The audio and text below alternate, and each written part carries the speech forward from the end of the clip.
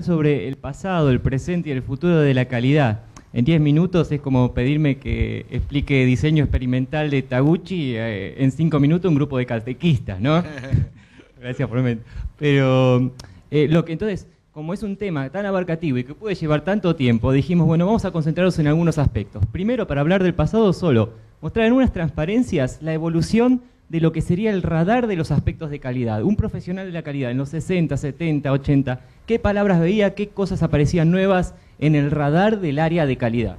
Entonces, si vemos década del 60, la calidad todavía era vista más como control, era más inspección, entonces las técnicas de inspección y ensayo eran muy preponderantes. El muestreo de aceptación, las viejas tablas Dodge y Roaming, cuando estudié en el IAC para dar el primer CQE, lo que más me costaba era calcular, bueno, el muestreo de aceptación, el lote, cuántas muestras tomar, etc. Eso surgió en esta década del 60, todavía existía, pero ya estaba el ciclo PDCA, ya había sido inventado por Shewhart, técnicas de CEP, Pareto ya había sido adaptado por Juran desde la economía a hasta la práctica industrial en la década de los 30, y Juran y Deming ya habían viajado en esa década a Japón, sembrando la pequeña semillita que después se convirtió en ese milagro de la calidad japonés. Interesante que Juran también vino en Argentina en esa década. Pero los caminos después divergieron de forma diferente, ¿no? Entre los dos países. ¿Qué pasó de década del 70? Clic de nuevo. Tenemos que esas herramientas siguen estando. Pero aparecen... gracias.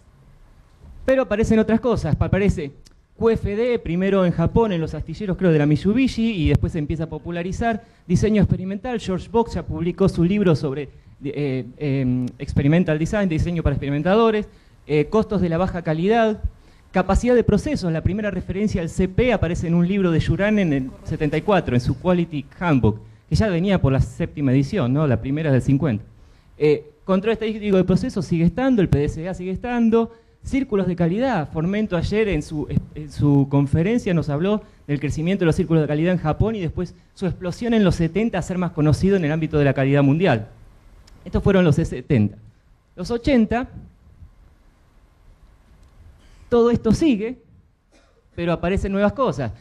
Las ISO 9000, la década del 80 como generación principalmente de las normas de estandarización ISO 9000. Acá chiquitito aparece 6 Sigma. 6 Sigma comienza en la década de los 80 en Motorola, principalmente como un método de reducción de variabilidad. Bill Smith, Michael Harry, generando lo que sería el Six Sigma Research Institute con Motorola, IBM, Texas Instruments. Pero todavía es chiquitito, no es muy conocido. ISO 9000, sí. Los modelos de excelencia, aparece el Malcolm Baldrige. ¿Quién es la primera empresa que lo gana? Y esto se une con la historia de 6 Sigma, Motorola, a fines de los 80. QFD sigue estando, CEP sigue estando. Taguchi publica su primer libro, el libro Introducción a la Ingeniería de Calidad, fundamental porque plantea los métodos Taguchi y la función de pérdida. O sea que acá empezamos, los métodos Taguchi empiezan a aparecer en el radar en esta época. TQM, aunque no hay un autor que diga, bueno, este es José TQM, Deming, Feigenbaum, etcétera, ya empiezan a generar lo que es esta filosofía de calidad relacionada con TQM que sigue estando tan viva como en esa época. A pesar de que tratan de a veces tirarla abajo y decir, no, 6 Sigma reemplazó TQM, y coincido totalmente con Héctor Formento que TQM sigue siendo una palabra que refleja muy bien los aspectos de mejora continua que todos nosotros deberíamos fomentar. Esto fue década del 80, década de los 90, todo esto sigue.